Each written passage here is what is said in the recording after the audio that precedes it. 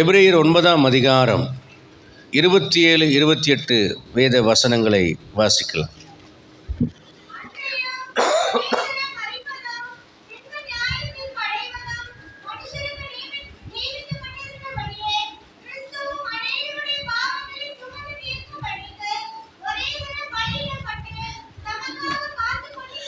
தமக்காக காத்து கொண்டிருக்கிறவர்களுக்கு ரட்சிப்பை அருளும்படி இரண்டாம் தரம் பாவம் இல்லாமல் தரிசனமாவார். கர்த்தருடைய பரிசுத்தமான நாமத்திற்கு மகிமை உண்டாவதா.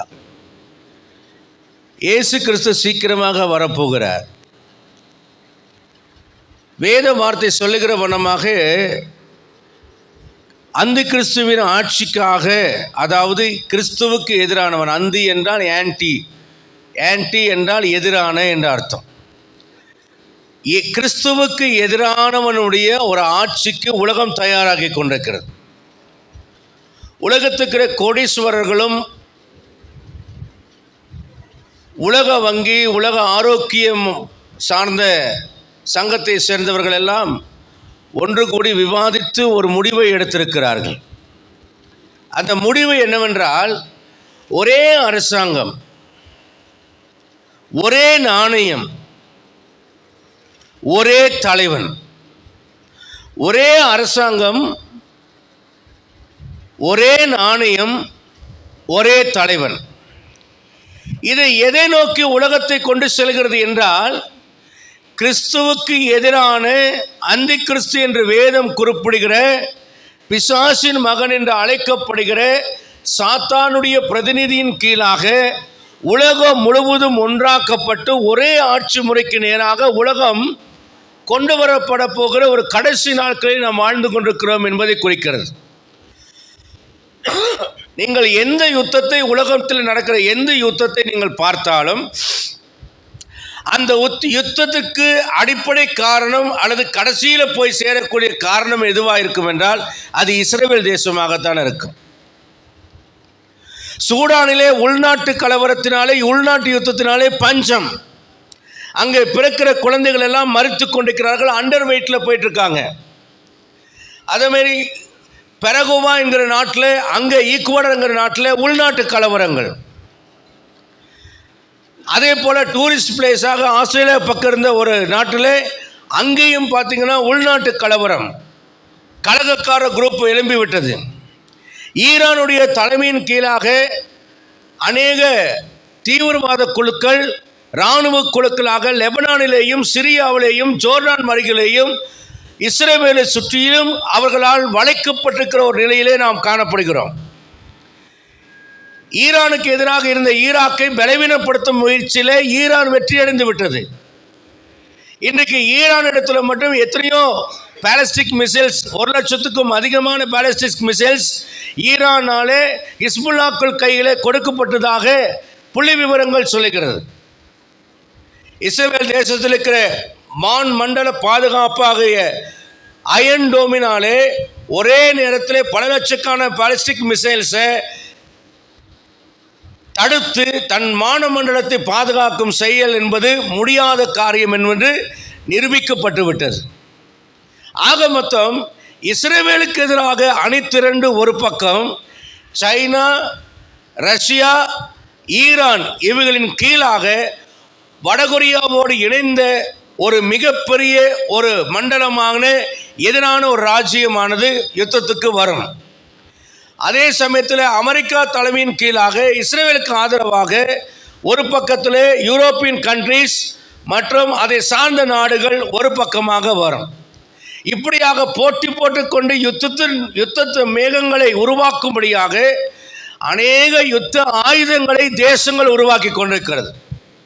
இந்தியாவும் தான் வல்லரசாக வேண்டும் என்ற நோக்கத்தோடு கூட இந்திய தேசமும் வல்லரசாவதற்கான ஆயத்தங்களை செய்யும்படியாக அணு ஆயுதங்களையும் பாலிஸ்டிக் மிசைல்ஸையும் விசேஷமாக பிரம்மோஸ் ஏவுகணைகளை புதிய நவீன மயமாக்கல் மூலியமாக அமெரிக்காவினுடைய விமானம் தாங்கி கப்பலை அல்லது சைனாவுடைய விமானம் தாங்கி கப்பல்களை 3 பிரம்மோஸ் ஏவுகணைகளினாலே பல பில்லியன் டாலரில் செய்யப்பட்ட விமானம் தாங்கி கப்பலை ஒரு நொடி பொழுதில் தகர்க்கத்தக்கதான பிரம்மோஸ் ஏவுகணைகளை இந்தியா உருவாக்கி வைத்து தான் ஒரு வல்லரசு என்று நிரூபித்துக் கொண்டிருக்கிறது.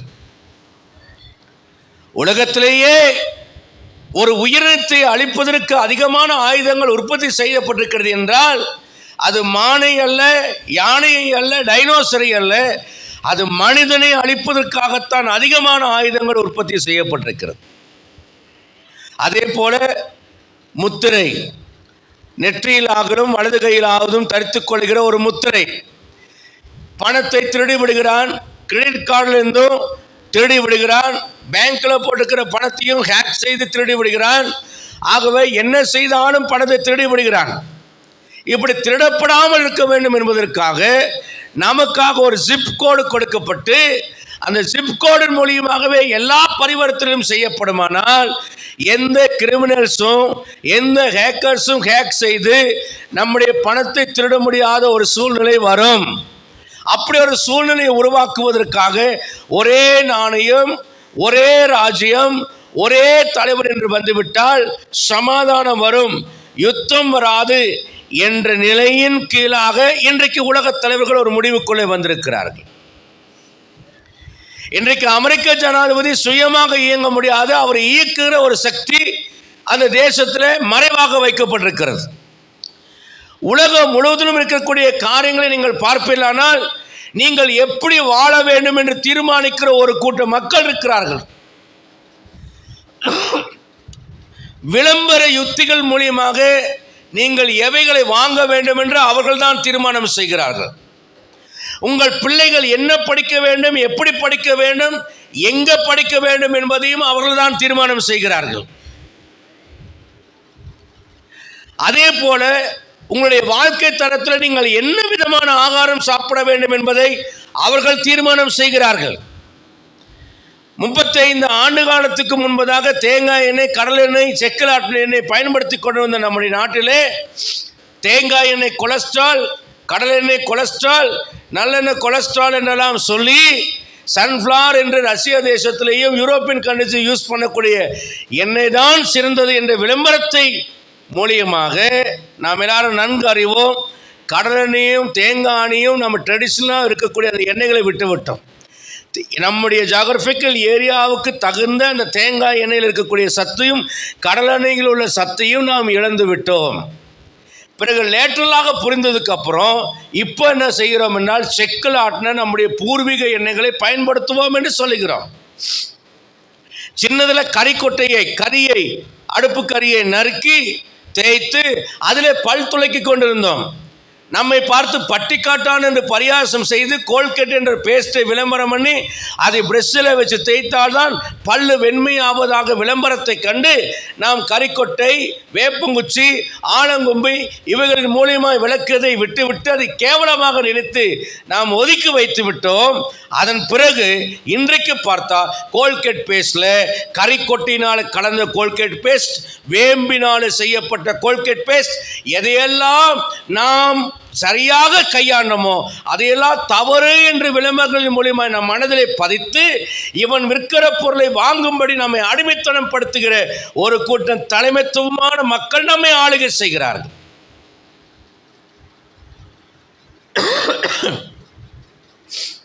என் அன்புக்குரிய அருமையான கர்த்தருடைய பிள்ளைகளை இப்படி எடுத்துக்கொண்டால் எத்தனையோ காரியங்களை நாம் பார்க்கலாம். கவர்மெண்ட் ஸ்கூலில் படித்தவர்களெல்லாம் முன்னேறின காலம் போய் கான்வென்ட்டில் படித்தால்தான் டாக்டர் சீட்டு கிடைக்கும் என்று சொல்லி நம்மை நம்ப வைத்து பல ரூபாய், லட்சக்கணக்கான ரூபாயை நம்மிடத்தில் பிடுங்கி நம்மை ஏமாற்றி கடன்காரர்களாக்கி மன உளைச்சல்களாக்கி பணத்தையும் கட்டிவிட்டு ப்ராஜெக்ட் என்ற பேரில் பெற்றோருக்கு ஹோம்ஒர்க்கை கொடுத்து நம்மை மன உளைச்சலாக்கி பிள்ளைகளுக்கு ஹோம்ஒர்க் எழுதி கொடுப்பது நாம் தான், ப்ராஜெக்ட் செய்து கொடுப்பது நாம் தான், படிக்க வைக்கிறேன் என்று சொல்லி படித்து கற்றுக்கொண்டு இன்றைக்கும் ஏ ஃபார் ஏப்பிள் என்பதையெல்லாம் படித்து கொண்டிருப்பவர்களும் நாம் தான். அப்போ எதுக்கு உனக்கு ஃபீஸு, லட்சக்கணக்கான ரூபாய் ஃபீஸு? கவர்மெண்ட் ஸ்கூலில் படிக்கும் போது இந்த தொல்லை இல்லை. நீங்கள் நானும் சாதாரணமாக கவர்மெண்ட் எய்டட் ஸ்கூலில் படிக்கும்போது இவ்வளோ கஷ்டம் இல்லை. ஆனால் இன்றைக்கி நம்முடைய பிள்ளைகளுக்கு மன உளைச்சல், முதுகு சுமை நிறைய மூட்டை தூக்குறவனை போல மிகப்பெரிய சுமையை தூக்கி கொண்டு பள்ளிக்கூடம் செல்கிறார்கள். ஆனால் அதனால் முதுகு வலி, கழுத்தெலும்பு வலி எல்லாம் வந்து பிள்ளைகள் ஆரோக்கியமற்று போகிறார்கள். சைடு எஃபெக்ட்ஸ் வருகிறது, தலைவலி வருகிறது, மன உளைச்சல் வருகிறது. ஹோம்ஒர்க் என்று கொடுக்குறாங்க. அந்த குழந்தை எவ்வளோ தான் படிப்பான்? ஆனால் படித்ததெல்லாம் வாழ்க்கைக்கு உதவுதா? ஏ ஃபார் ஆப்பிள் வாழ்க்கைக்கு எங்கே உதவுது சொல்லுங்க பார்க்கலாம். எது வாழ்க்கைக்கு உதவுது? வரலாறை படிக்க வைக்கிறார்கள், ஜாகிரபியில் படிக்கிறார். ஏதாவது வாழ்க்கைக்கு அவனுக்கு பயனுள்ளதாக இருக்கிறதா? இல்லை அவன் கணவன் மனைவி அன்பாக இருப்பது எப்படி என்று அதை சொல்லிக் கொடுக்கிறதா? ஏதாவது பயனுள்ள ஒரு பாடங்களை கற்றுக் கொடுக்கிறோமா? இல்லையே. பயனற்ற பாடங்களை படிக்க வைப்பதற்கு நாம் ஸ்ட்ரெஸ்ஃபுல்லாகி ஏன் படிக்கவில்லை என்று நம்ம பிள்ளைகளை மிரட்டி நாமும் மண்டையை உருட்டி நிம்மதி எழுந்து தூக்கத்தில் கூட டே எழுதுனியா ஹோம்ஒர்க்கு, டே டிஃபன் பாக்ஸஸ் அவளுங்க சாப்பிட்டியா, நிம்மதி இழந்து போகிற ஒரு வாழ்க்கைக்குள்ளே வந்திருக்கிறோம். இப்பொழுது நமக்கு தேவை ஒரு புத்தி தெளிவு. என்ன வேண்டும் நமக்கு? புத்தி தெளிவு. இன்றைக்கு நிறைய விசுவாசிகள் இவைகளினால மயக்கப்பட்டு விட்டார்கள். உலகம் உங்களை ஆளுகிறது. அதே போல பார்த்தீங்கன்னா இரவு பகலாக உழைக்க வேண்டும், பணத்தை சம்பாதிக்க வேண்டும், இன்வெஸ்ட்மெண்ட்டில் போடணும், இல்லை நகையை வாங்கணும், இல்லை பொருள்களை வாங்கி குவிக்க வேண்டும். இன்னொரு வகையான மனநிலை, எப்பொழுதும் ஆயுசு முழுதும் நீ கடன்காரனாக இருக்க வேண்டும். ஹோம் லோன் போட வேண்டும், சாகர வரைக்கும் 60 வயசு வரைக்கும் கடன்காரனாக கடன் கட்டி நிம்மதியை தொலைக்க வேண்டும். கடன் கட்ட முடியாமல் அந்த வீட்டை பாதி விலைக்கு விற்க வேண்டும், கடைசியில் நடுத்தருவில் நிற்க வேண்டும். அடுத்தது நகைகளாக வாங்கி குவிக்க வேண்டும், அதை பீரோவில் வைத்து அழகு பார்க்க வேண்டும். அப்புறம் இல்லைன்னா பயந்து போய் திருடனுக்கு பயந்து லாக்கரில் வைத்து அதுக்கென்று வாடகை கட்ட வேண்டும். அடுத்த தலைமுறைக்கு அதை சேர்த்து வைக்க வேண்டும் என்ற பேராசையினாலேயே சாக வேண்டும். கடைசி வரைக்கும் ஒழுங்காக சாப்பிட மாட்டேன், ஒரு நல்ல சட்டை போட மாட்டேன், நல்ல செருப்பு போட மாட்டேன், எண்ணெய் வச்சு தலை வார மாட்டேன், நீயும் நிம்மதியாக இருக்க மாட்டேன், குடும்பமும் நிம்மதியாக இருக்காது. எந்த செலவு பண்ணாலும் வீண் செலவு செய்யாது, எதைப்பா சாப்பிட்டாலும் இதை சாப்பிடாது அதை சாப்பிடாது. காரணம் பிசினாரித்தனம். காலமெல்லாம் பணம் பணம் பணம்னு பணவெறி பிடிச்ச அலைவது. பிசாசினுடைய தந்திரம் என்ன தெரியுமா? பிரியமானவனே, உன் ஆத்துமா வாழ்கிறது போல நீ எல்லாவற்றும் வாழ்ந்து சுகமாயிரு. இதுக்கு ஆப்போசிட் என்ன? வெறுக்கப்படக்கூடியவனே. என்னது? பிரியமானவனுக்கு ஆப்போசிட் என்ன? வெறுக்கப்படக்கூடியவனே. உன் மனைவி உன்னை நேசிக்கிறாளா? உன் புருஷன் உங்களை நேசிக்கிறானா? உங்கள் பிள்ளைகள் உங்களை நேசிக்கிறாங்களா? உங்களை சுற்றியே இருக்கிறவங்க உங்களை நேசிக்கிறாளா? நீங்கள் வெறுக்கப்படக்கூடியவங்களா இருக்கீங்களா, பிரியமானவனாக இருக்கீங்களா? ஒன்று. ரெண்டாவது, உன் ஆத்துமா வாழ்வது போல உங்கள் ஆத்துமா குட்டிச்சவராக போயிடுச்சா, இல்லை உங்கள் ஆத்துமா கர்த்தருக்குள்ளே ஒழுங்காக இருக்கா? இப்போ ஆத்துமா வாழ்வதை எல்லாவற்றிலும் வாழ்ந்து சுகமாறுன்னு ஆண்டவர் சொன்னால், நீ எல்லாவற்றிலும் பிசினாரியாக இருந்து சண்டை சச்சரவோடு கூட இவ்வளோ காசு செலவு பண்ணிட்டியா, இவ்வளோ இது தரித்திரையாக வாழ்ந்துட்டியா, பணத்தை பற்றி ஒரு அறிவே இல்லையா அப்படின்னு கேட்டு சண்டை போட்டு நானும் நிம்மதி இல்லாமல் இருக்கணும், என்னை சுற்றி இருக்கிறவங்களும் நிம்மதி இல்லாமல் இருக்க வைக்கணும். பண வெறி, பண ஆசை, பொருள் ஆசை. வசனம் சொல்லுகிறது, வாரி இறைத்து விழுத்தி அடைவாரும் உண்டு, அதிகமாய் பிசினித்தனம் பண்ணி வறுமை அடைவாரும் உண்டு. பிசாசுனுடைய தந்திரம் இந்த கடைசி நாட்களில் ஊழியக்காரர்ந்து விசுவாசிகள் வரைக்கும் பொருளாசை, பண ஆசை, பணம் சம்பாதிப்பதற்காக ஓடுகிற ஓட்டம், பணத்தை ஆதாயப்படுத்துவதற்காக ஞாயிற்றுக்கிழமை ஆராதனை இல்லாட்டி என்ன, ஜெபம் இல்லாவிட்டால் என்ன, நான் எப்படியாகிலும் பணம் சம்பாதிக்க வேண்டும். சிலர் பணம் சம்பாதிக்கிற சிலர் என்ன செய்து விடுகிறார்கள்? அந்த பணத்தினால் சந்தோஷமாக இருப்பதை போல காண்பிக்கிறார்கள். பணம் சம்பாதித்து பணம் இருந்தால் 4 பேர் மதிப்பதாக நினைத்து விடுகிறார்கள். பணம் இருந்து விட்டால் என்னுடைய வாழ்க்கையில் எல்லாம் நான் அடைந்து விட்டேன் என்கிற ஒரு மாயையான பிரம்மையான எண்ணம் ஏற்படுகிறது. மிகப்பெரிய ஐஸ்வர்யவான், அவன் சிந்துகிற துணிக்கே தின்கிற லாசரு. ஆண்டவர் சொல்லுகிறார், அவர் கண்டதை சொல்கிறார். லாசரு ஆபிரகாமின் மடிக்கு போனான், ஐஸ்வர்யவான் சம்பூர்ணமாக சாப்பிட்டு வாழ்ந்தவன் நரகாக்கினியிலே கிடந்தான் என்று வேதம் சொல்கிறது. என் அன்புக்குரிய அருமையான கர்த்தருடைய பிள்ளைகளே, நீங்கள் பணாசி இல்லாதவர்களாக இருந்து உங்களுக்கு உள்ளவைகள் போதும் என்று எண்ணுங்கள். நான் உங்களை விட்டு விலகுவதும் இல்லை, உங்களை கைவிடுவதும் இல்லை என்று கர்த்தர் சொல்லியிருக்கிறார் என்று எபிரேய நிருபத்தில் நாம் வாசிக்கிறோம். இன்றைக்கு உலகம் உங்கள் மனதில் திணிக்கிற காரியங்களை குறித்து எச்சரிக்கையாக இருக்க வேண்டும். இயேசு சீக்கிரம் வரப்போகிறார். இந்த கடைசி காலத்தில் இன்னொரு ட்ராப் என்னவென்றால் பெருந்திண்டி. என்ன திண்டி சொல்லுங்க? பெருந்திண்டி. யூடியூப்பை பார்த்தா முழு ஆடை போட்டு அப்படியே வெறியா இது பண்ணி இப்படி பிடிச்சி கடிச்சு இழுக்கிறா. நமக்கு உடனே நம்ம பார்க்குற நம்ம ஆளுகளுக்கு என்ன வருது? உடனே கறிக்கடைக்கு ஓடு 2 கிலோ தொடக்கறியை வாங்கிட்டு வந்து அப்படியே அடுப்பில் வச்சு எரிச்சு கடிச்சு இழுத்து சாப்பிடு. அட்டாக்கு வந்து செத்து போயிடுவேன். முழு கோழியை அப்படியே சமைச்சு வைக்கிறான். அதை பார்த்தோன்னே வெறி கிளம்பி போயிடுது. வீட்டில் சண்டை. என்ன 4 துண்டு தர, என்ன தரணும்? முழுசா கோழியை அவிச்சு கொடுக்கணும். தின்னா குடும்பம் வீணா போயிடும். பெருந்துண்டி. பாரசீக உணவை சமைத்து சாப்பிடணும், ரஷ்யாக்காரன் சமைச்சு சாப்பிடணும். அப்புறம் இன்னும் என்னென்னா பிரியாணி வெறி பிடிச்சிருச்சு. எல்லா இடத்துலையும் பிரியாணி வேறு. அதில் வேறு நம்ம மெட்ராஸுக்கான ஒரு ஆள் இருக்கார். அவர் வந்து இப்போ துபாயில், சிங்கப்பூரில், அபுதாபிலெல்லாம் பிரியாணி கடை ஓடப்பட்டு, என்னங்க பிரியாணி செமையாக இருக்கும், நம்ம மெட்ராஸ் பிரியாணி அப்படின்னு சொல்லுவார். என் வீட்டில் என் பெரிய மக ரசிக எப்போ பார்த்தாலும் அதையே போட்டுட்டு, அப்பா பிரியாணின்னு. எனக்கு அதை பார்த்தோன்னே நான் டிவி பார்த்து சொல்லுவேன், அப்பாலே போய் சாத்தானே. என்ன சாத்தானே? அப்பாலே போய் சாத்தானே.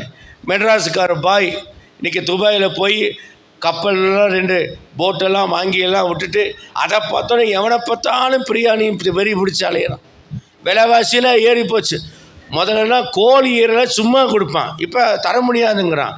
என்னென்னு கேட்டால் விலை கொடுத்துட்டு வாங்கிட்டு போகிறாங்க.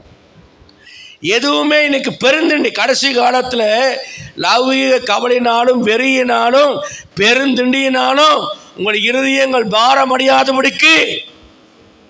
அப்புறம் பார்த்தீங்கன்னா நவீனமயம். இந்த நவீனமயம் என்ன? முடியை எப்படி கோணமானலாக வெட்டுவது, அதுதான் இன்றைக்கி ஸ்டைல்.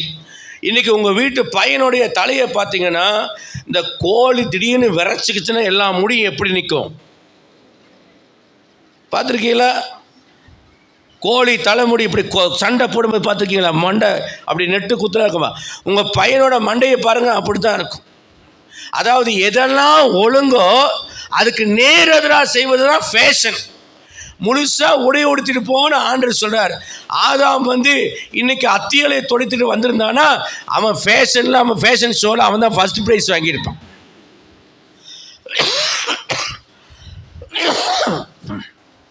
ஆதாமுக்கு ஏவாளுக்கும் ஃபஸ்ட் ப்ரைஸ் ஃபேஷன் ஷோவில் கொடுத்துருப்பாங்க. அவன் மாமன் நிர்வாணத்தை மறைக்க அத்தியலையை போட்டுக்கிறான். இன்றைக்கி உலகம் சொல்லும், நான் ஃபேஷன் ஷோவில் சிலதெல்லாம் விளம்பரத்தில் போடுவான், காய்கறிகளை மாட்டிட்டு வரேன். ஏன் திங்கிறக்கே காய்கறி இல்லாமல் இருக்குது, காய்கறியை மாட்டிட்டு வரான். Fashion show.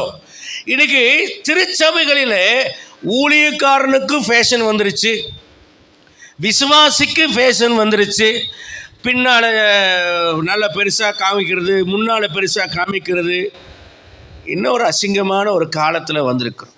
அன்பானவர்களே, உலகம் சபைக்குள்ளே வர்றதை விட உங்கள் மனசுக்குள்ளே வந்ததுனால தான் சபைக்குள்ளே வருது.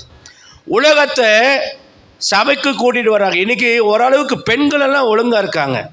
இந்த ஆண்கள் தான் அன்றைக்கெல்லாம் வந்து நான் படிக்கிற காலத்தில் சொல்லுவாங்க, நீ இழிச்சுவா என்ன தெரியுதா, காது குத்தாதடா எனக்கும்பாங்க.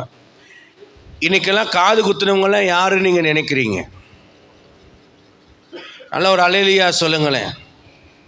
சொல்ல மாட்டிங்களா? நான் தான் சொல்கிறேனே.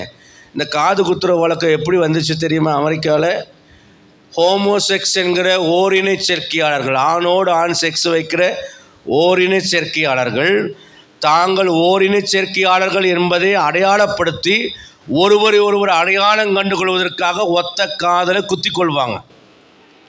இன்றைக்கி அந்த அசிங்கம் ஃபேஷனாக இந்திய சினிமா கலாச்சாரத்தில் வந்தது. சினிமாக்கார கதாநாயகன் குத்துனான்னு பார்த்து இன்றைக்கி வாலிபர்கள் குத்துனாங்க, ஒத்த காது குத்துற வழக்கம். ஸோ எதை செய்தாலும் எதுக்காக செய்கிறோம், ஏன் செய்கிறோம், இது எப்படி வந்ததுங்கிற வரலாறை படிச்சுட்டு செய்யுங்க. நாம் அந்த அசிங்கங்களுக்கு நாம் உடன்படக்கூடாது. உலகம் சபைக்குள்ளே வர்றதுக்கு முன்னால் எங்கே வருது? நம்முடைய மனசுக்குள்ளே. ஃபேஷனாக இருக்காதீங்க, ஃபேஷன் வேண்டாம். நீட்டாக இருங்க, ஒழுங்காக இருங்க, ஜாக்கிரதையாக இருங்க. ஏனென்றால் தேவன் 2ஆம் தரம் தமக்காக காத்து கொண்டிருக்கிற ஒரு சபையை எடுக்க வருகிறார். 5 நிமிடத்தில் 5 காரியத்தை வேகமாக சொல்லி நான் கடந்து போக நான் விரும்புகிறேன். முதலாவது காரியத்தை நீங்கள் பார்த்தீங்கன்னா, எபேசியர் 3ஆம் அதிகாரம் 10-11 வசனங்களை படிங்க.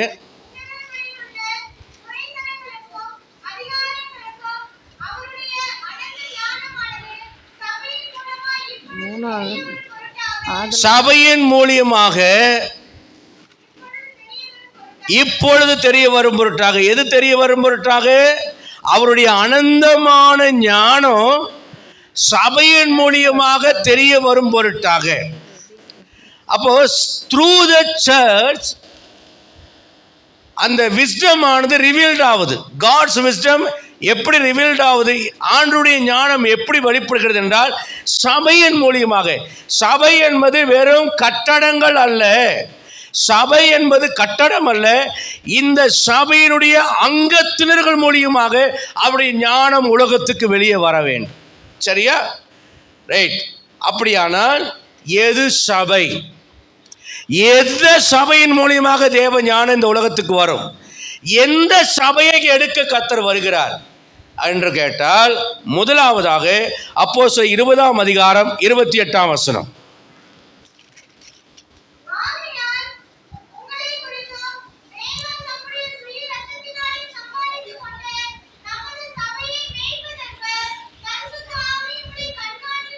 தேவன் தம்முடைய சுய இரத்தத்தினால் சம்பாதித்து கொண்ட சபை என்று அப்போஸ்தலர் 20:28 வாசிக்கிறோம். அப்போ தேவன் எடுக்க வருகிற சபை, தேவ ஞானத்தை வெளிப்படுத்துகிற சபை என்பது என்னவென்றால், தேவ சபையானது இயேசு கிறிஸ்துவின் இரத்தத்தினாலே மீட்கப்பட்ட சபையாக இருக்க வேண்டும். ஒரு அல்லேலூயா சொல்லலாமா? மீட்கப்பட்ட சபை என்றால் என்ன?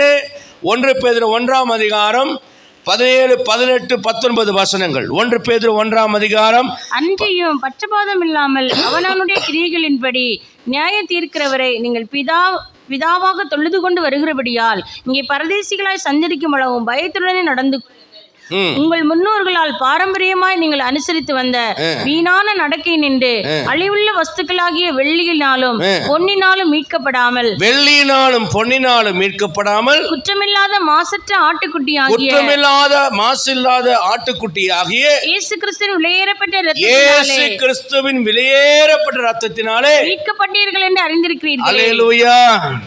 எதிலிருந்து மீட்கப்பட்டோம்? நம்முடைய அக்கிரமங்களிலேயும் பாவங்களிலேயும் மரித்து கிடந்தவர்களாக நம்மை இயேசு கிறிஸ்துவின் விலையேறப்பட்ட இரத்தத்தினாலே மீட்டு கொண்டார். என்னுடைய பாவத்துக்காக, என்னுடைய அக்கிரமத்துக்காக அவர் ரத்தம் சிந்தி எனக்கு பாவ மன்னிப்பாகிய மீட்பை கொடுத்தார். இயேசு கிறிஸ்துவின் ரத்தம் சகல பாவங்களை நீக்கி என்னை சுத்திகரிக்க உண்மையும் நீதியும் உள்ளதாக அது காணப்படுகிறது. அப்படியானால் அவர் ரத்தம் சிந்தி மீட்டு கொண்ட ஒரு சபைதான் கிறிஸ்துவின் ஞானத்தை இந்த உலகத்துக்கு சொல்ல முடியும். இரத்தத்தினால் மீட்கப்பட்ட சபைதான் இயேசு கிறிஸ்துவின் வருகைக்கு எடுத்துக்கொள்ளப்பட முடியும். அப்படி இரத்தத்தினால் மீட்கப்பட்ட சபை எப்படி இருக்கும்? 2 தீத்து 2ஆம் அதிகாரம் 11ஆம் வசனம் 14ஆம் வசனம் வரைக்கும் வாசிப்போம். தீத்து 2ஆம் அதிகாரம் 11ஆம் வசனத்திலிருந்து 14. எல்லா மனுஷருக்கும் ரட்சிப்பை அளிக்கத்தக்க தேவ கிருபையானது பிரசன்னமாகி நாம் அவபக்தியையும். இப்ப பாருங்க, அவபக்தியை இல்லாத ஒரு சபையாக இருக்கும். பக்தி என்பது என்ன? அவபக்தி என்பது என்ன? தேவனை பற்றி கொண்டு கீழ்ப்படுதலோடு தெய்வ பயத்தோடு வாழ்கிற சபை பக்தியுள்ள சபை. அவபக்தி என்ன? தேவன் மேல் நம்பிக்கை இல்லாமல் தேவனுக்கு எதிராக செயல்படுவது அவபக்தியுள்ள சபை. அப்ப இயேசு கிறிஸ்துவின் ரத்தத்தினால மீட்கப்பட்ட ஒரு விசுவாசி பக்தியுள்ளவனாக காணப்படுவான். இரண்டாவது, லௌகீக இச்சைகளை வெறுத்தவனாக இருப்பான். இயேசுவின் ரத்தத்தினால் மீட்கப்பட்டவன் லௌகீக இச்சைகளிலிருந்து இச்சைகளை வெறுத்தவனாயிருப்பான். ஒரு அல்லேலூயா சொல்லலாமா? லௌகீக கவலைகளினால பாரம் அடைகிறவனாக அல்ல, லௌகீக இச்சைகளை வெறுத்தவனாய் இருக்க வேண்டும். அடுத்தது, தெளிந்த புத்தியும் நீதியும் தேவ பக்தியும் உள்ளவர்களாக இருக்க வேண்டும். வரலையா சொல்லலாமா? 72 மணி நேரம் ஜெபம் ஒன்று நடத்தினோம். அதில் ஒரு பெரிய சபையினுடைய போதகர் ஒருவர் வந்திருந்தார். வசனத்துக்கு புறமாக அவர் பாட்டுக்கு பேசுகிறார். தைரியமாக வசனத்துக்கு எதிரான ஒரு கருத்தை அவர் பேசுகிறார். எனக்கு கோபம் வந்ததுனால அந்த இடத்துல எழுந்து பேசலாம், ஆனால் ஒரு சலசலப்பு ஏற்படும் என்பதனால நான் எழுந்து வெளியே வந்து விட்டேன். எனக்கு அதில் உடன்பாடு இல்லை. வசனத்தை சரியாய் கற்றுக்கொள்ளாமல் வசனத்துக்கு முரணாக பிரசங்கம் பண்ணுகிற மக்கள், தான் தோன்றித்தனமாய் பிரசங்கிக்கிற மக்கள் இன்னைக்கு எழும்பியிருக்கிறார்கள். எனக்கு அருமையான கர்த்தருடைய பிள்ளைகளே, லௌகீக இச்சைகளை வெறுத்து நாம் தெளிந்த புத்தியுள்ளவர்களாக இருக்க வேண்டும். செடக்ஷன் ஸ்பிரிட் இருக்கக்கூடாது. செடக்ஷன் ஸ்பிரிட் என்றால் என்ன? உலக பிரகாரமான ஃபேஷன் மற்ற காரியங்களுக்கு மயக்கம் கொண்டவர்களாக நாம் இல்லாமல், இச்சைகளினாலே மயங்கினவர்களாக இல்லாமல் நாம் நீதியுள்ளவர்களாக தேவ பக்தியுள்ளவர்களாக இருக்க வேண்டும். ஆமேன், ஆமேன். வாலிப பிள்ளைங்க நினச்சிங்க, காதல் என்பது ஒரு மயக்கம், அது செடக்ஷன் ஸ்பிரிட்டு. அதில் நீ மயங்குறீனா பிசாசினால் நீ வழி நடத்தப்படுகிறாய் என்ற அர்த்தம். அடுத்தவனுடைய மனைவி, அடுத்தவனுடைய புருஷன் மேலே மனதுக்குள்ளே இச்சிக்கிறாய் என்றால் நீ மயக்கப்பட்டிருக்கிறாய் என்ற அர்த்தம். இல்லை, கூட படிக்கிறவனாகவே இருக்கட்டும், உன் சரீரத்தை தொட்டு பேசவோ ஒருவனுடைய சரீரத்தோடு உடல் தொடுவதற்கோ அனுமதி கொடுக்காத. வசனம் சொல்லுகிறது, அப்படியே அவளை தொடுகிற எவனும் ஆக்கினைக்கு தப்பான். பிறனுடைய மனைவியை தொடுகிற எவனும் ஆக்கினைக்கு தப்பான் என்று வேதம் சொல்லுகிறது. ஆகவே நாம் ஜாக்கிரதை உள்ளவர்களாக, நாம் இயேசுவின் இரத்தத்தினால் மீட்கப்பட்டோம் என்பதனாலே நாம் நம்முடைய சரீரம், ஆத்துமா, ஆவி எல்லாம் அவருக்கு சொந்தமானதுனால நமக்கு பிரியமாய் வாழ்வதல்ல. கலாத்தியர் 2:20 வாசிக்கிறோம், கிறிஸ்துவினை கூட சிலுவையில் அறையப்பட்டேன், இனி நான் அல்ல, இயேசுவே எனக்குள் பிழைத்திருக்கிறார், நான் மாம்சத்தில் பிழைத்திருக்கிறது அவருக்காக பிழைத்திருக்கிறேன் என்று சொல்கிறார். வெளிப்படுத்தல் 5:9 வாசிக்கிறோம், ஆட்டுக்குட்டியான இரத்தத்தினால மீட்கப்பட்ட ஒரு பெரும் கூட்டம் தான் பரலோக ராஜ்யத்தில் இருக்கிறதாக ஆண்டவர் நமக்கு காண்பிக்கிறார். அப்படியானால் முதலாவது ஒரு சபை இயேசு கிறிஸ்துவின் இரத்தத்தினாலே கழுவப்பட்டு மீட்கப்பட்ட சபையா இருக்கிறோம். நான் அடிக்கடி இயேசுவின் இரத்தம் ஜெயம், இயேசுவின் இரத்தம் ஜெயம் என்று எப்போதும் ஸ்தோத்திரம் சொல்லிக்கொண்டே இருப்பேன். இயேசுவின் இரத்தம் சுத்திகரிக்கப்பட்ட ஒரு அனுபவம் நமக்குள் இருக்கும் என்றால் நம்முடைய பார்வை, நம்முடைய சிந்தை, நம்முடைய செயல்கள். இன்னொன்று சொல்கிறேன், நாம் பாவம் செய்ய விடாதபடி ஆண்டவர் தடை செய்வார். அபிமெலேக்கு என்ன பண்ணுறான்னா, ஆபிரகாமுடைய மனைவியை வைத்திருக்கிறான். சொப்பனத்தில் ஆண்டவர் எச்சரிக்கிறார். அப்போ அவன் பதில் சொல்கிறான், சுத்தமான கைகளோட நல்ல மனசோடு தான் நான் இதை செஞ்சேன், அவன் மனைவின்னு எனக்கு தெரியாது என்று சொல்கிறார். அப்பொழுது ஆண்டவர் சொல்கிறார், உனக்கு தெரியாதுன்னு எனக்கு தெரியும், அதனால தான் நீ எனக்கு விரோதமாய் பாவம் செய்யாதபடி உன்னை தடுத்தேன் என்று சொல்கிறார். ஏனென்றால் ஆபேலுடைய ரத்தம் பேசினதை பார்க்கலாம், இயேசுவின் ரத்தம் நன்மையானவைகளே பேசுகிற ரத்தம். அந்த ரத்தத்தினால் நீங்கள் மீட்கப்பட்டிருந்தா அந்த ரத்தம் உங்களை பாவம் செய்ய ஒரு நாளும் அனுமதிக்க. அல்லேலூயா, அல்லேலூயா, அல்லேலூயா சொல்லுங்களேன். கணவனுக்கு துரோகம் செய்ய அந்த ரத்தம், கணவன் கெட்டவனாக இருந்தாலும் அவனுக்கு துரோகம் செய்ய அந்த ரத்தம் அனுமதிக்காது. மனைவி மோசமானவராக இருந்தாலும் அந்த மனைவிக்கு துரோகம் செய்ய அந்த ரத்தம் அனுமதிக்காது. ஏனென்றால் இயேசு கிறிஸ்துவின் ரத்தம் சகல பாவங்களில் இருந்தும் என்னை நீக்கி சுத்திகரித்திருக்கிற ஒரு ரத்தம். நீங்கள் இயேசுவின் ரத்தத்தினால் சுத்திகரிக்கப்பட்ட சபையாக இருக்கிறீர்களா? மீட்கப்பட்ட சபையாக இருக்கிறீர்களா? இரண்டாவது காரியமாக நம்ம வேதத்தில் நம்ம பார்க்குற ஒரு காரியம், அப்போஸ்தலர் 2ஆம் அதிகாரத்தில் 37ஆம் வசனத்திலிருந்து நாம் படிப்போமானால், இந்த சபையானது பரிசுத்த ஆவியினாலே நிரப்பப்பட்ட, அபிஷேகம் பண்ணப்பட்ட சபையும் பரிசுத்த ஆவியினாலே உருவாக்கப்பட்ட ஒரு சபையுமாக இந்த சபை காணப்படுகிறது. அப்போஸ்தலர் 10ஆம் அதிகாரம் 38ஆம் வசனத்தை முதலாவதாக வாசிப்போம். அப்போஸ்தலர் 10:38. நசரேயனாகிய இயேசுவை தேவன் பரிசுத்த ஆவியினாலும் வல்லமையினாலும் அபிஷேகம் பண்ணினார். தேவன் அவருடனே கூட இருந்தபடியினாலே அவர் நன்மை செய்கிறவராயும் பிசாசின் வல்லமையில் அகப்பட்ட யாவரையும் குணமாக்குகிறவராயும் சுற்றித் திரிந்தார். கர்த்தருடைய பரிசுத்தமான நாமத்திற்கு மகிமை உண்டாகட்டும். பரிசுத்த ஆவியினாலே உருவாக்கப்பட்ட, நிரப்பப்பட்ட, வழிநடத்தப்படுகிற ஒரு சபை. பரிசுத்த ஆவியினாலே பிறந்து, பரிசுத்த ஆவியினாலே நிரப்பப்பட்டு, பரிசுத்த ஆவியினாலே வழிநடத்தப்படுகிற ஒரு சபை. ஒரு அல்லேலூயா சொல்லலாமா? நல்ல உற்சாகமாக ஒரு அல்லேலூயா சொல்லுவோம். எபேசியர் 1:13 சொல்கிறது, பரிசுத்த ஆவிக்குள் நீங்கள் முத்திரை போடப்பட்டீர்கள். எபேசியர் 4:30-32 வாசிக்கிறோம், மீட்கப்படும் நாளுக்கென்று முத்திரையாகப்பட்ட தேவனுடைய பரிசுத்த ஆவியை துக்கப்படுத்தாதிருங்கள். இதுக்கெல்லாம் என்ன பதில் என்றால், ரோமர் 8:13-14 வாசிக்கும் போது, எவர்கள் தேவனுடைய ஆவியினால் நடத்தப்படுகிறார்களோ அவர்கள் தேவனுடைய புத்திரர் என்று எண்ணப்படுவார்கள். அப்படின்னு என்ன அர்த்தம் அப்படின்னா, பரிசுத்த ஆவியினாலே பிறந்த, பரிசுத்த ஆவியினாலே நிரப்பப்பட்ட, பரிசுத்த ஆவியினாலே வழிநடத்தப்படுகிற ஒரு மனிதன், ஒரு விசுவாசி, ஒரு சபையானது தேவனுக்கு எதிரான எந்த ஒரு காரியத்திலும் ஈடுபடாது. அசுத்த ஆவிகள் ஒரு மனிதனுக்குள்ளே வரும்பொழுது அந்த ஆவிகள் பலவிதமான அசுத்தமான கிரியைகளை செய்ய வழிநடத்தும். ஆனால் பரிசுத்த ஆவி வரும்போது நம்முடைய குணங்களிலே மாற்றத்தை கொண்டு வருகிறது.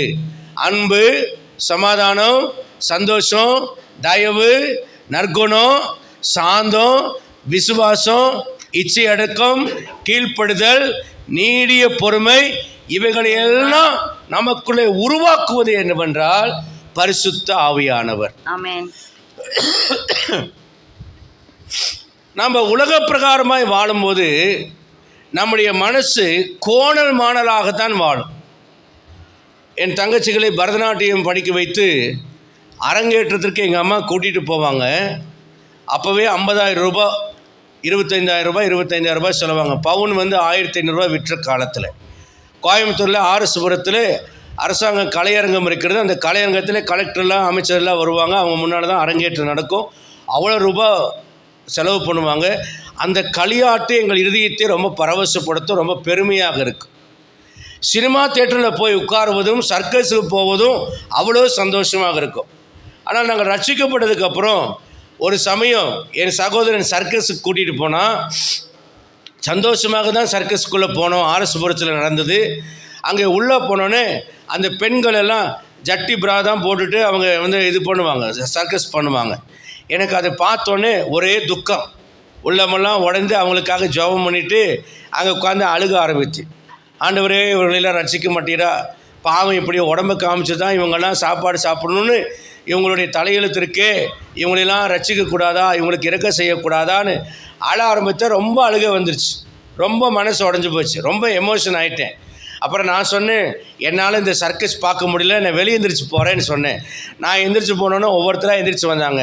அப்போ என் தங்கச்சி சொல்கிறத கேட்டேன், இந்த அண்ணனோட வந்துன்னா ஒன்றை கூட உருப்படியாக பார்க்க கூடாது, ஒன்றை கூட அனுபவிக்க கூடாது. ஏன்னா உலக பிரகாரமாய் வாழும்போது நம்பர் 1 போய் நிற்கிறது நான் தான். ஆனால் இந்த ரட்சிப்பு எனக்குள்ளே வந்த உடனேயே என் பார்வை மாறினது. தேவன் ஒரு மனிதனை எப்படி பார்க்குறாரோ அப்படி பார்க்க தோணுது. ஏன்னா பரிசுத்த ஆவியானவர் உலகத்தோடு ஒத்துப்போக நம்மை ஒப்பு கொடுக்கவில்லை. இப்போ கூட சர்ச்சை விட்டு எந்திரிச்சு போகலான்னு தான் தோணுது. அதுதான் மாம்சங்கிறது. ஆனால் ஆவியானவர் என்ன சொல்லுவார், இங்கேயே இரு மகனேம்பார். ஆனால் பிசாசு என்ன சொல்லும், எந்திரிச்சு போ, அப்போ தான் நீ ரட்சிக்கப்பட மாட்டே, அப்போ தான் நான் உன்னை விழுங்கி கொள்ளலாம், அப்போ தான் உன்னை மேற்கொள்ளலாம் என்று அசுத்தாவி சொல்லும். ஏன்னா எனக்கு அப்படி தான் சொல்லும். நான் எந்திரிச்சு போகலான்னு எங்கள் அம்மாவை பார்ப்பேன். எங்கள் அம்மா 2 கண்ணை உருட்டி அப்படின்னு காமிப்பாங்க.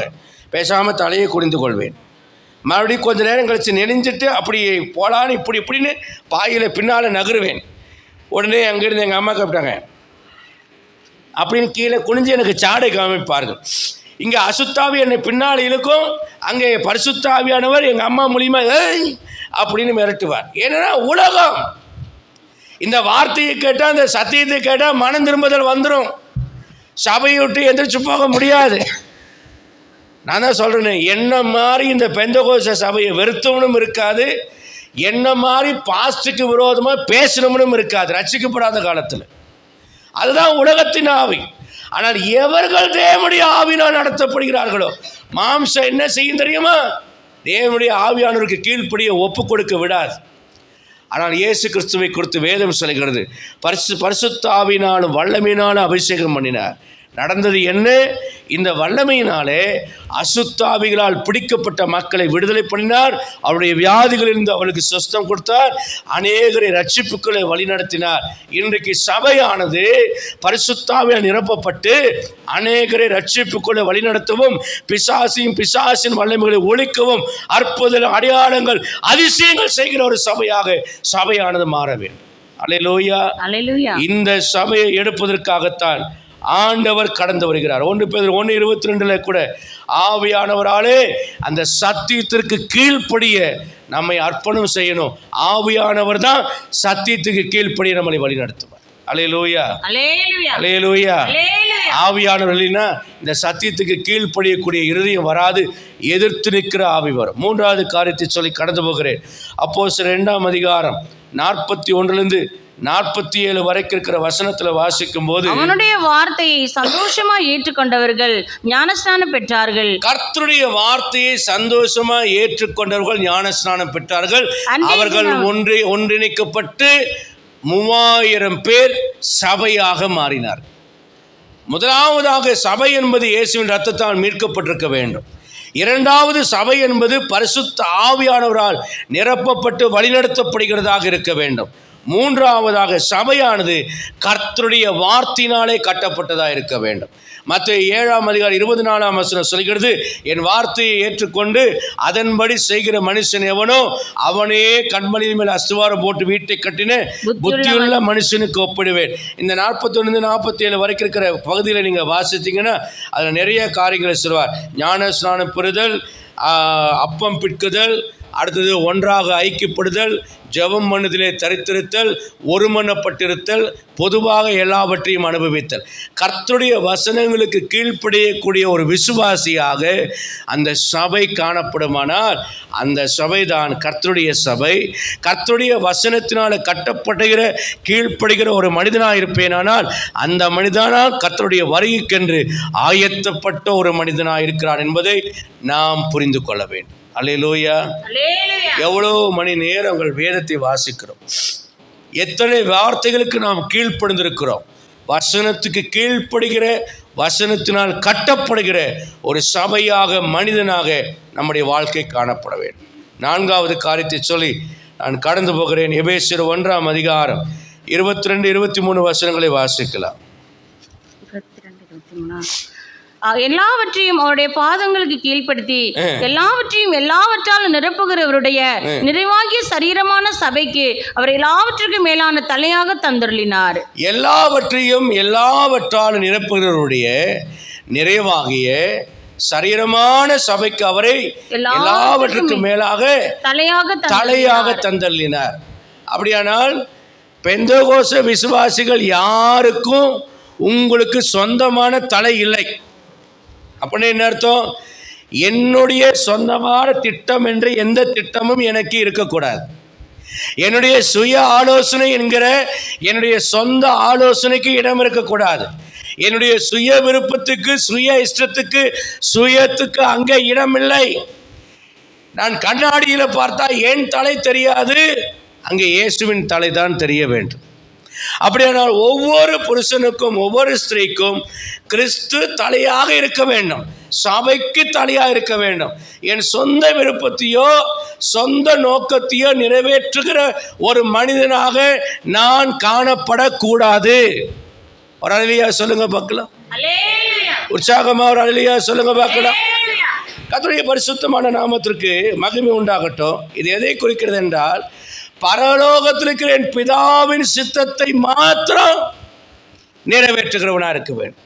அதுதான் இயேசு எனக்கு தலையாக இருக்கிறார் என்ற அர்த்தம். இயேசு என்ன செய்தார்? பிதாவின் சித்தத்தை நிறைவேற்றுவதே எனக்கு போஜனம்.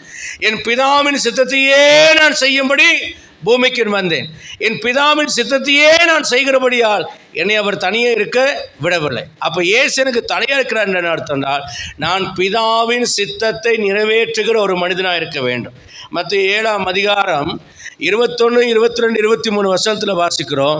அந்நாளில் அநேகர் என்னை நோக்கி, கர்த்தாவே கர்த்தாவே, உமது நாமத்தினால் தீர்க்க தரிசனம் உரைத்தோம் அல்லவா, உமது நாமத்தினாலே அசுத்தாவிகளை துரத்தினோம் அல்லவா, உம்முடைய நாமத்தினாலே அநேக அற்புத அடையாளங்களை செய்தோம் அல்லவா என்று சொல்வார்கள். அப்பொழுது நான் ஒரு காலம் உங்களை அறியவில்லை, அக்கிரம செய்யக்காரரே, என்னை விட்டு அகன்று போங்கள் என்று அவர்களுக்கு சொல்லுவேன். அல்லேலூயா சொல்லலாமா? அல்லேலூயா. அப்ப தீர்க்கதரிசனம் உரைக்கிறது தப்பா?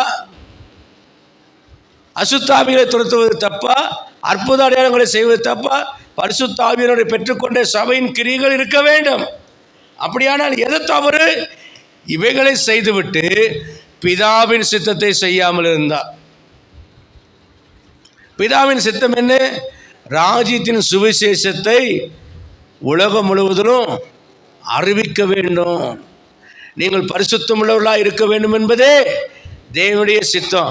தீர்க்க தரிசனம் உரைச்சிட்டு அற்புத அடையாளம் செஞ்சுட்டு ஒரு பொம்மநாட்டியை போய் அடுத்தவன் முன்னாடி நீ தடவிட்டு இருந்தீங்கன்னா அவங்களுக்கு என்ன பேர்? அக்கிரம செய்யக்காரன். இன்னைக்கு அநேக ஊழியர்களுடைய வாழ்க்கையில் விபச்சார பாவங்களிலே விழுந்து போகிறவர்கள், மதுபானம் பண்ணுகிற ஊழியர்கள், பொருளாசையினாலே நிரப்பப்பட்ட ஊழியர்கள். ஒரு பிரபலமான சுவிசேஷ வீடியோ ஒன்றை வெளியிட்டார்.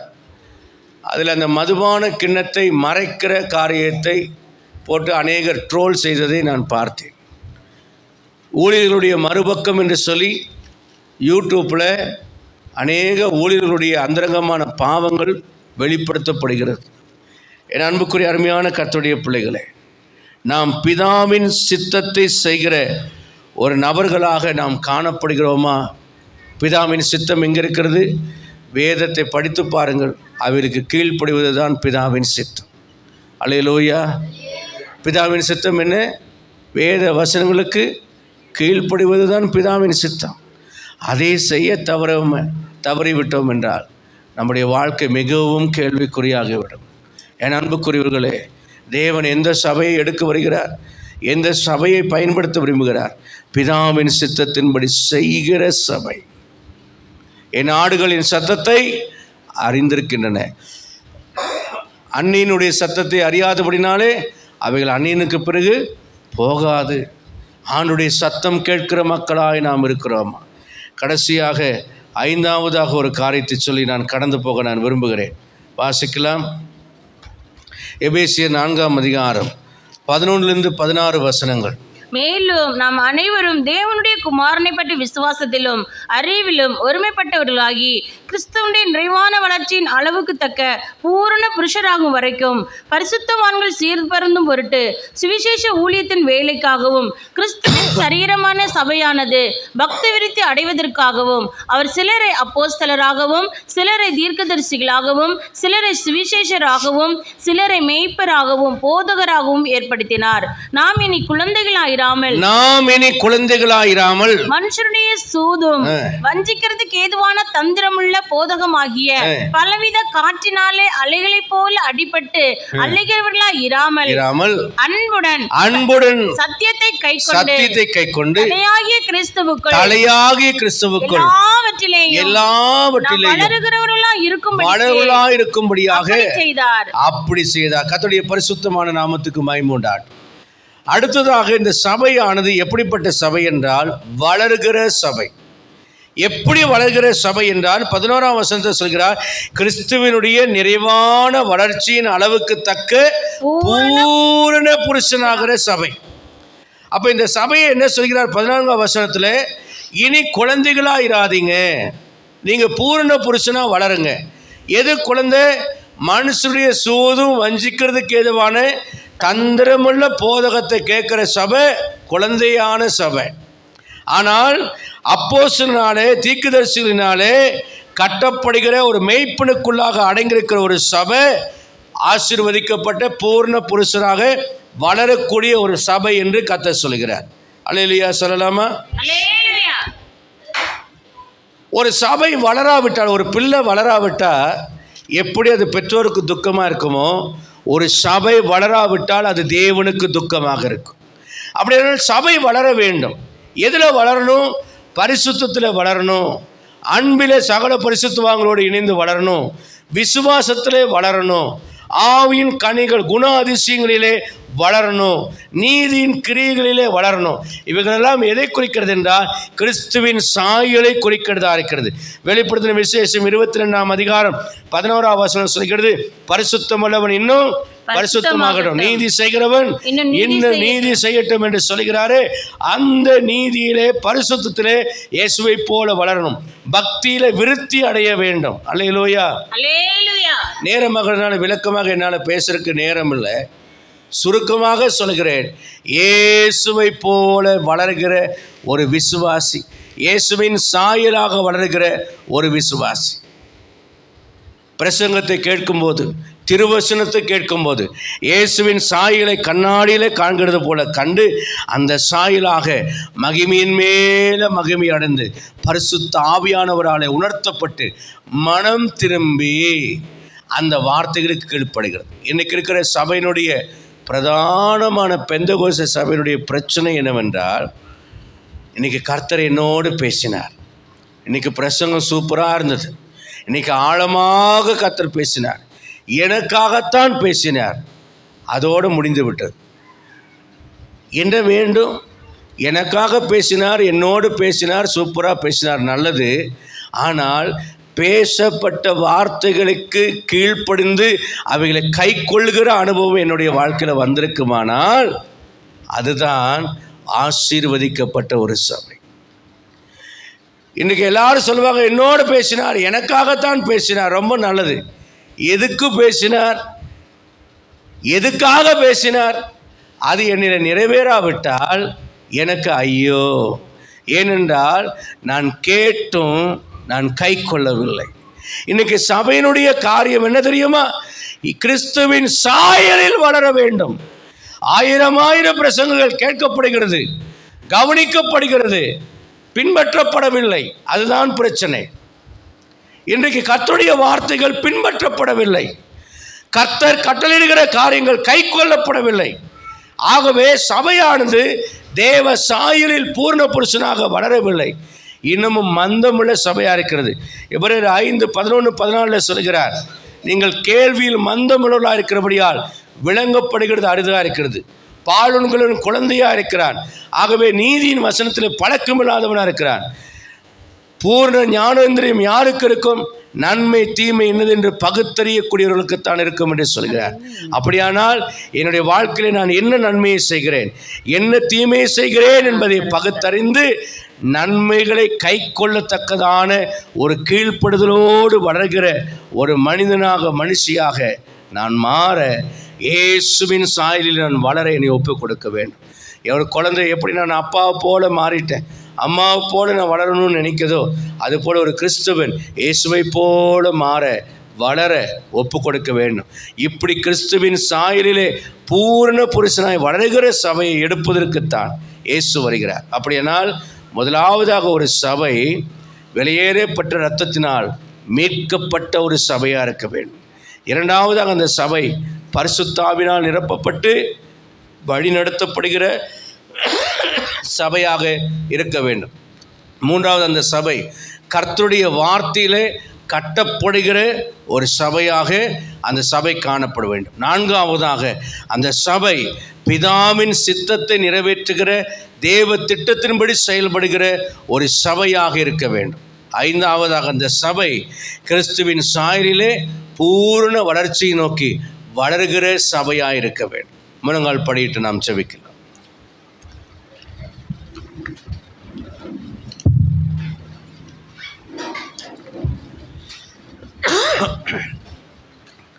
அன்பான தேவனுடைய பிள்ளைகளே, ஒரு நிமிடம் நாம் கண்களை மூடி தேவ சமூகத்தில் நம்மை உயிர்த்து ஆராய்ந்து பார்ப்போம்.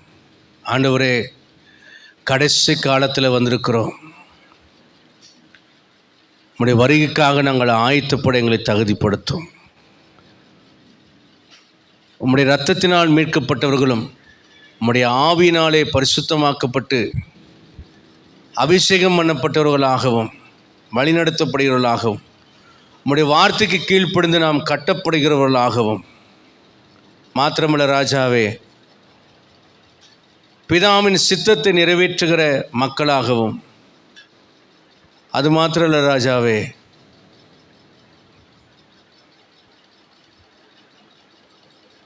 கர்த்தருடைய சாயலிலே வளர்கிறவர்களாகவும் நாங்கள் காணப்பட கிருபை செய்யும் என்று சொல்லி அனுதின ஜெபத்தில் ஜெபியுங்கள்.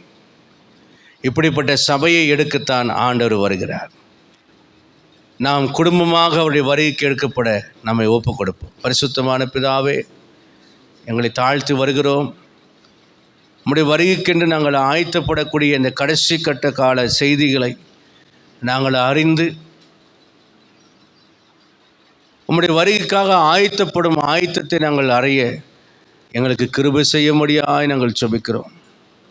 எங்களை கைவிட்ட விடாதபடி, புத்தியற்ற கணிகைகளாக நாங்கள் வெக்கப்பட்டு போகாதபடி எங்களை காத்து நடத்த முடிய சமூகத்தில் நாங்கள் ஜெபிக்கிறோம்.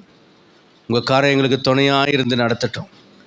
இந்த அருமையான இந்த கடைசி நாட்களிலே, பல போராட்டமான காலங்களிலே, மனுஷகுமாரன் வரும்போது விசுவாசத்தை காண்பாரோ என்று எழுதப்பட்டிருக்கிற ஒரு காலத்தில் நாங்கள் வருகிறோம். நாங்கள் உலகத்தோடு நியாயந்திருக்கப்படாதபடிக்கு நாங்கள் கர்த்தாவே உலகத்திலிருந்து ரட்சிக்கப்பட்டு உடைய வருகைக்காக ஆயத்தப்பட எங்களுக்கு உதவி செய்யும். கர்த்தருடைய ஆவியானவர் எங்களை காப்பீராக. உடைய வசனத்தினால் எங்களை போதிப்பீராக. உடைய சாயலாய் எங்களை மாற்றுவீராக. அர்ப்பணம் செய்கிறோம், ஆயத்தப்படுத்துவீராக. உடைய வல்லமையுள்ள கரத்தில் எங்களை அர்ப்பணிக்கிறோம், ஒப்பு கொடுக்கிறோம். இரட்சகராம் இயேசு கிறிஸ்துவின் வெளியேறப்பட்ட நம்ம நாமத்திலே தாழ்மையாய் ஜெபிக்கிறோம் எங்கள் நல்ல பிதாவே. என் ஆத்மாவே கர்த்தரை ஸ்தோத்திரி, உம்முடைய பரிசுத்த நாமத்தை ஸ்தோத்திரி. என் ஆத்மாவே கர்த்தரை ஸ்தோத்திரி, கர்த்தர் செய்த சகல உபகாரங்களை மறவாதே. ஆமென். நம்முடைய கர்த்தராக இயேசு கிறிஸ்துவின் கிருபையும் பிதாவாகிய தேவனுடைய அன்பும் பரிசுத்த ஆவியானவர் அன்யோன்ய ஐக்கியமும் ஆசீர்வாதம் சந்தோஷ சமாதானம் நம் அனைவரோடும் உலகிற்கிற சகல பரிசுத்தவான்களோடும் உலகமிக்கிற சகல பரிசுத்தவான்களோடும் இன்றும் என்றும் கர்த்தர் திரும்ப வரும் அளவும் இருப்பதாக. லேலூயா, லேலூயா. God bless you all. கர்த்தர் உங்களை ஆசீர்வதிப்பாராக. God bless.